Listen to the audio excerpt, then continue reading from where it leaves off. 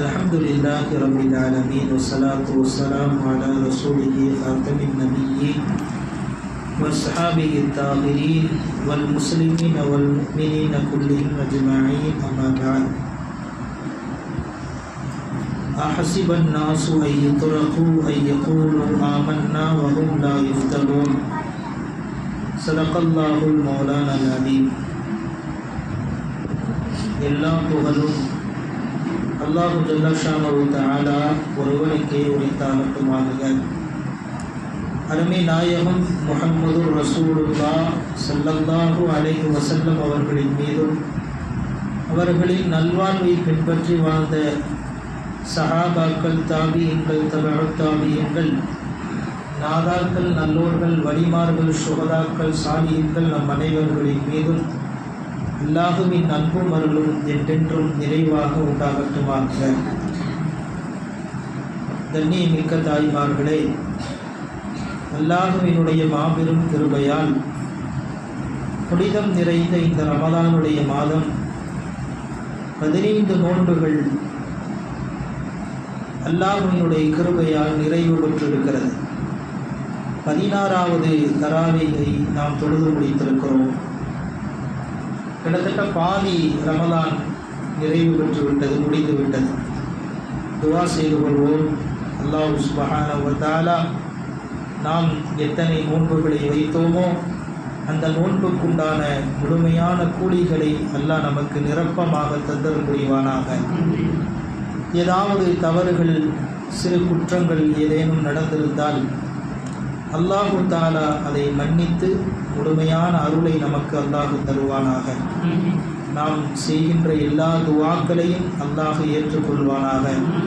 நாம் ஒவ்வொருவருடைய ஹலாலான தேவைகளை அல்லாஹு தஆலா நிறைவேற்றி தந்தல் புரிவானாக. கண்ணியத்திற்குரிய தாய்மார்களே, உலகத்திலே எத்தனையோ மனிதர்கள் வாழுகிறார்கள், எத்தனையோ சமுதாயத்தை சார்ந்த மக்கள் இருக்கிறார்கள். ஆனால் அல்லாஹ் சுப்ஹானஹு வ தஆலா அவர்களுக்கெல்லாம் கொடுக்காத சோதனைகளை, வேதனைகளை, துன்பங்களை, கஷ்டங்களை அல்லாஹ் சுப்ஹானஹு வ தஆலா முஃமின்களுக்கு வழங்குகிறார். அவர்களுக்கெல்லாம் வழங்காத சிரமங்களை, சோதனைகளை அல்லாஹ் முஃமின்களுக்கு வழங்கி அவர்களை சோதிக்கிறார். ஒவ்வொரு இடத்திலும் நாம் எடுத்து பார்க்கிறோம். நபி ஸல்லல்லாஹு அலைஹி வஸல்லம் அவர்களினுடைய காலத்திலிருந்து ஏன் உலகத்திற்கு வந்த எத்தனை நபிமார்கள், வலிமார்கள், எத்தனை சுஹதாக்கள், எத்தனை அல்லாஹுவினுடைய நல்லடியார்கள், அல்லாஹ்வுக்கு நெருக்கமானவர்கள் என்று யார் யாரெல்லாம் இருக்கிறார்களோ அவர்கள் எல்லோரையும் அல்லாஹ் சோதித்துதான் அவர்களை அல்லாஹ் வெற்றி பெற வைத்திருக்கிறான். அந்த அடிப்படையிலே அல்லாஹுவினுடைய சோதனை இல்லாமல், அல்லாஹுவினுடைய வேதனை இல்லாமல் ஒரு முஃமினுடைய வாழ்க்கை கடந்துவிட முடியாது. ஏனென்றால் அல்லாஹ் சுப்ஹானஹு வ தஆலா இந்த முஃமின்களுக்குத்தான் யாருக்கும் கொடுக்கப்படாத ஒரு உயர்ந்தரமான சொர்க்கத்தை அல்லாஹ் நாளை மறுமையிலே வைத்திருக்கிறார். அந்த சொர்க்கத்தை அவர்கள் அடைய வேண்டுமானால் எந்த கண்ணும் பார்த்திராத, எந்த காதும் கேட்டிராத, மனிதனுடைய அறிவால் சிந்தித்து கூட பார்க்க முடியாத அளவுக்கு ஒரு பிரம்மாண்டமான அந்த சுவனத்திற்கு ஒரு முஃமின் நுழைய வேண்டுமானால் அதற்கு முன்னால் அல்லாஹ் இந்த உலகத்திலே அந்த அடியானுக்கு தரக்கூடிய வேதனைகளை, சோதனைகளை அவன் பொறுத்து கொள்ள வேண்டும். அது அல்லாஹ்வின் நியதி. ஒவ்வொரு நபர்களை அல்லாஹ் ஒவ்வொரு விதமாக சோதிப்பான். சிலரை அல்லாஹ் உடல் சார்ந்து சோதிப்பான், சிலரை அல்லாஹ் மனம் சார்ந்து சோதிப்பான், சிலருக்கு அல்லாஹ் பொருளாதாரத்தில் நெருக்கடியை ஏற்படுத்தி சோதிப்பான், சிலருக்கு அல்லாஹ் நோய்வாய்ப்பட்டு நோய்களை கொடுத்து அல்லாஹ் சோதிப்பான், சிலருக்கு அல்லாஹ் கணவனின் மூலமாக, மனைவியின் மூலமாக, பிள்ளைகளின் மூலமாக, பொருளாதாரத்தின் மூலமாக ஏதாவது ஒரு வழியில் அல்லாஹ் சுப்ஹானஹு வ தஆலா ஒவ்வொரு முஃமினையும் சோதித்து கொண்டே இருப்பான். அவனுடைய ஈமானினுடைய தரத்தை அளந்து கொண்டே இருப்பான். அல்லாஹ் குர்ஆனிலே இன்று ஓதப்பட்ட பல்வேறு வசனங்களிலே அல்லாஹ் ஒரு இடத்திலே நம்மை பார்த்து கேட்கிறான், அஹஸிபன் நாஸ், இந்த மக்கள் நினைத்து கொண்டிருக்கிறார்களா, ஐயுத்ரகு ஐயகூலு ஆமன்னா, இவர்கள் நாங்கள் அல்லாஹுவை நம்பிவிட்டோம், அல்லாஹுவை ஏற்றுக்கொண்டு விட்டோம் என்று சொல்லுவதால் இவர்களை நாம் எந்த ஒரு சோதனையும் சோதிக்காமல் இவர்களை விட்டு விடுவோம் என்று இந்த மக்கள் நினைக்கிறார்களா என்று அல்லாஹ் கேட்கிறான். அல்லாஹ்வை நாங்கள் நம்புகிறோம் என்று சொன்னால் அல்லாஹ் நம்மளை சோதிக்காமல் விட்டுருவான்னு நீங்கள் நினைக்கிறீங்களா? அல்லாஹ் நம்மை பார்த்து கேட்குறான். இல்லை இல்லை, உலகத்திலே வந்த எல்லா நல்லடியார்களையும் அல்லாஹ் சோதித்தான். ஏன், நம்மை விட அதிகமாக சோதனைக்கு உட்படுத்தப்பட்ட எத்தனையோ நபர்கள் நமக்கு முன்னால் சென்று விட்டார். ஹஸரத் உமர் இப்னு கத்தாப் ரலியல்லாஹு அன்ஹு அவர்களினுடைய அடிமையாக இருந்த மஹ்ஜா ரலியல்லாஹு அன்ஹு அவர்கள் பத்ரு யுத்தம் நடைபெறக்கூடிய நாளிலே உமர் ரலியல்லாஹுவினுடைய அடிமையாக இருந்த மிஹ்ஜா ரலியல்லாஹு அன்ஹு முதலாக போர்க்களத்திலே வந்து கலந்து கொள்கிறார்கள். பத்ரு யுத்தத்திலே அல்லாஹுவினுடைய நாட்டம் அந்த பத்ரு யுத்தத்திலே முஸ்லிம்களிலே கொலை செய்யப்பட்டவர்களில் முதல் நபராக இந்த மிஹ்ஜா ரலியல்லாஹு அன்ஹு அவர்கள் தான் இருந்தார்கள். முதல்ல அவங்க தான் ஷஹீதாக்கப்பட்டாங்க பத்ருடைய யுத்தத்தில். ஆமிர் இப்னு ஹதரமி என்பவர் அவர் மீது அம்பெறிந்து மிஹ்ஜா ரலியல்லாஹு அன்ஹு அவர்களை முதலில் முஸ்லிம்களிலே பத்ரு யுத்தத்திலே முதலில் கொல்லப்பட்டவர், ஷஹீதாக்கப்பட்டவர் மிஹ்ஜா ரலியல்லாஹு அன்ஹு. அவங்களுடைய மரணத்தை கேள்விப்பட்டு, அவருடைய வஃபாத்தை கேள்விப்பட்டு அவர்களினுடைய மனைவி மக்கள் அதிர்ச்சி உற்றார்கள், குடும்பத்தார்கள் அதிர்ச்சி உற்றார்கள். என்ன, என் பிள்ளை இஸ்லாத்தை ஏற்றுக்காத வரை நல்லா இருந்துச்சு, ஆனால் அல்லாஹுவையும் இந்த ரசூலையும் ஏற்றுக்கொண்டது இஸ்லாத்திற்கு வந்ததற்கு பின்னால் சென்ற முதல் போரிலேயே என் பிள்ளைய இப்படி கொண்டுட்டாங்களே, ஷஹீதாக்கிட்டாங்களே என்று மனைவியும் பெற்றோர்களும் துடித்தார்கள். நபி ஸல்லல்லாஹு அலைஹி வஸல்லம் மிஹ்ஜா ரலியல்லாஹு அன்ஹு அவர்களுக்கு சுப செய்தி சொன்னார்கள். அம்மா கவலைப்படாதீர்கள், தாயே கவலைப்படாதீர்கள், இஸ்லாத்திற்கு வந்தால் அல்லாஹுவை நம்பினால் அல்லாஹ் நம்மை சோதிக்க மாட்டான் என்று கிடையாது, இதைவிடவும் அதிகம் சோதிப்பான். உங்கள் பிள்ளை மிஹ்ஜா போர்க்களத்திலே ஷஹீதாகிவிட்டார் என்று கவலைப்படாதீர்கள். நாயகம் ஸல்லல்லாஹு அலைஹி வஸல்லம் சொன்னார்கள், மிஹ்ஜா இருக்கிறாரே அவர் சய்யிது ஷுஹதா, அவர்தான் நாளை மறுமையிலே ஷஹீதுகளுக்கெல்லாம் தலைவராக இருப்பார். அது மட்டுமல்ல, சொர்க்கத்தினுடைய வாசலிலே முதலில் இந்த உம்மத்திலே அழைக்கப்படக்கூடியவர் உங்கள் பிள்ளை மிஹ்ஜா தான் என்று நபி ஸல்லல்லாஹு அலைஹி வஸல்லம் அவர்கள் அந்த குடும்பத்திற்கு ஆதரவு சொன்னார்கள். அப்போ இஸ்லாத்திற்கு வந்ததுக்கப்புறம் நம்ம நிம்மதியாக இருக்கலாம் என்று சிலர் நினைத்தார்கள். ஆனால் அப்போ தான் அல்லாஹ் இந்த ஆயத்தை இறக்கனா, உங்களை சோதிப்பதற்காக நான் மேலும் பல கஷ்டங்களை துன்பங்களை தருவேன், நீங்கள் அதிலெல்லாம் எப்படி பொறுமையாக இருக்கிறீர்கள் என்று நான் பார்ப்பேன் என்று அல்லாஹ் சுப்ஹானஹு வ தஆலா எல்லோரையும் சோதிச்சான். ஆதம் அலைஹிஸ்ஸலாம் முதல் கொண்டு நம்முடைய கடைசி நபியாக வந்த முஹம்மது ஸல்லல்லாஹு அலைஹி வஸல்லம் அவர்கள் வரை எல்லா நபிமார்களும் எல்லா இறைநேசர்களும் அல்லாஹுவின் சோதனைக்கு உட்பட்டவர்கள்தான். நபி ஸல்லல்லாஹு அலைஹி வஸல்லம் அவர்கள் எத்தனை சோதனைகளை எத்தனை சிரமங்களை சந்தித்தார்கள். வரலாற்றிலே நாம் அத்தனையும் பார்க்கிறோம், அத்தனையும் கேள்விப்பட்டு கொண்டே இருக்கிறோம். ஒருத்தர் ஹஜ்ஜிலே தவாஃபு செய்து கொண்டிருக்கிறார். தவாஃபு செய்து கொண்டிருந்த போது ஒருவர் இப்படி துவா செய்கிறார், யா ரப்பி ஹல் அன்த ராலின் அன்னி, யா அல்லாஹ் என்னை திருப்தி கொள்வாயாக, என்னை பொருந்தி கொள்வாயாக என்று சொல்லிக்கொண்டே இருந்தார் ஒரு தவாஃபு செய்யும் போது.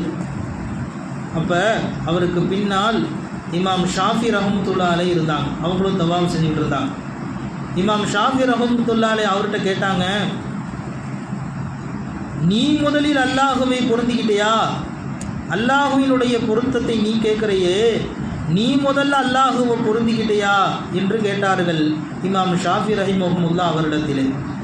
அந்த நபர் சொன்னார், நான் எப்படி அல்லாஹ்வை பொருந்திக்கிறது, அல்லாஹுவினுடைய பொருத்தம் தானே எனக்கு தேவை என்று அவர் அந்த நபர் சொன்னார். அப்போ தான் இமாம் ஷாஃபி ரஹ்மத்துல்லாஹி அலைஹி சொன்னாங்க, அல்லாஹுவை நீ பொருந்தி கொள்றதுனா என்னன்னா, அல்லாஹ் ஏதாவது நியாமத்து கொடுக்கும்போது அல்லாஹ் உனக்கு ஏதாவது உனக்கு சந்தோஷத்தை கொடுக்கும்போது நீ எப்படி அல்லாஹுவை திருப்தியாக பொருந்திக்கிறையோ அதே மாதிரி அந்த அல்லாஹ் உனக்கு சோதனையை கொடுக்கும் போதும் அந்த அல்லாஹ் உனக்கு வேதனையை கொடுக்கும் போதும் நீ அல்லாஹ்வை பொருந்திக்கணும். இதான் அல்லாஹுவை பொருந்தி கொள்வது என்று இமாம் ஷாஃபி ரஹிமஹுல்லாஹ் சொல்கிறாங்க. சந்தோஷம் வரும்போது ரொம்ப ரொம்ப ரொம்ப மகிழ்ச்சியாக இருக்கும். ஏதாவது ஒரு நல்ல விஷயம் நடக்கின்ற பொழுது அல்லாஹ் ஒரு நியமத்தை தருகின்ற பொழுது ரொம்ப சந்தோஷப்படுவோம், அல்லாஹ்வை பொருந்திக்குவோம். ஆனால் ஏதேனும் ஒரு நேரத்தில் கஷ்டங்கள் துன்பங்கள் வருகின்ற பொழுது நாம் நிராசையாகி விடுவோம்.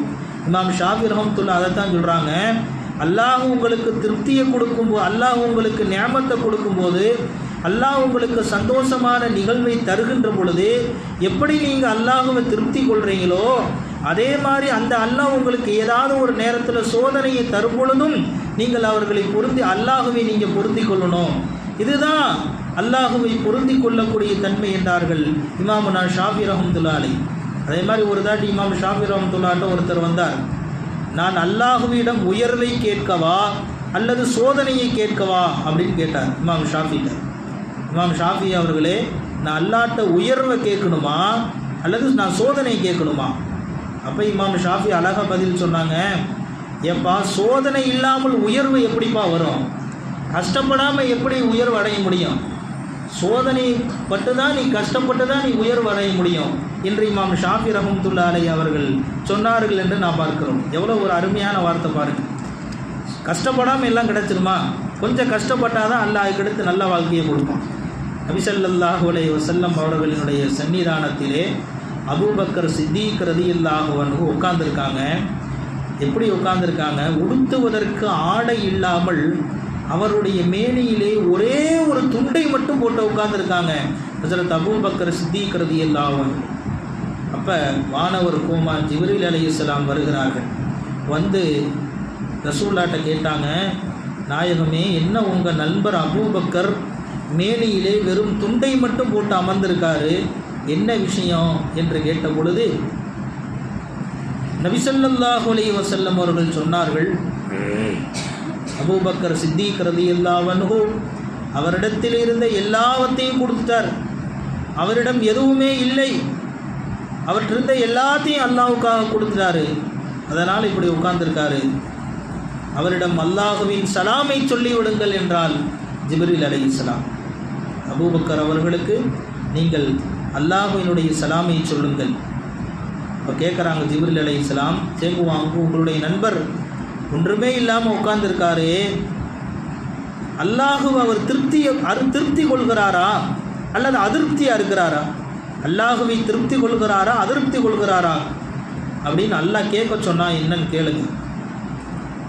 ஹஜ்ரத் அபூபக்கர் சித்தீக் ரலியல்லாஹு அன்ஹு அவரிடத்தில் கேட்ட பொழுது ஹஜ்ரத் அபூபக்கர் சித்தீக் ரலியல்லாஹு அன்ஹு அழுது கொண்டே சொன்னார்கள், நான் என்னை படைத்த ரப்பை அதிருப்தி கொள்வேனா? நான் அவனை இப்போதும் பொருந்திக் கொள்கிறேன் என்று ஹஜ்ரத் அபூபக்கர் சித்தீக் ரலியல்லாஹு அன்ஹு சொன்னார்கள்.